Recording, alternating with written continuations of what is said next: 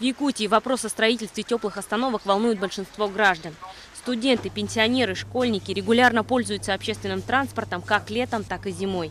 15 минутах на якутских морозах достаточно, чтобы замерзнуть или даже простыть. Нужны нам теплые остановки? Нужны, конечно. Для детей удобно, для пожилых людей удобно. Конечно, нужны в минус 50. И детям удобно, где погреться, забежать со школы. И пока автобус ждешь, погреться можно. Вообще необходимо просто. На окраинах, да, тоже, потому что там все едут на работу с окраин обычно в центр. В 2014 году стартовал проект «Теплая автобусная остановка», реализация которого занимается компания «Техноград».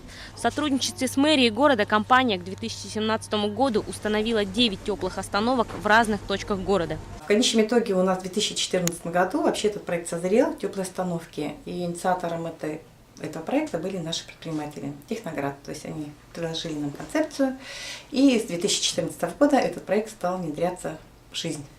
Сейчас компания заканчивает строительство последнего 10-го объекта, который в силу обстоятельств не был завершен к началу года. Теплая остановка возле детской и юношеской спортивной школы планируется к маю 2017-го. Самое главное ограничение, что не везде можно построить такой объект. Объект такой достаточно габаритный, примерно 35 квадратов, где-то 40 квадратов, да? И не везде он может вписаться. Очень большие ограничения там, по газопроводам, электроснабжению.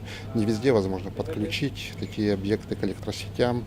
В дальнейшем компания планирует открыть теплые остановки в районах Крестьянского и Крытого рынков, возле магазина Туймада и на окраинах города. Не так-то просто стоять и ждать свой автобус на остановке, когда на улице минус 40. Знает каждый, кто хоть раз побывал в Якутии.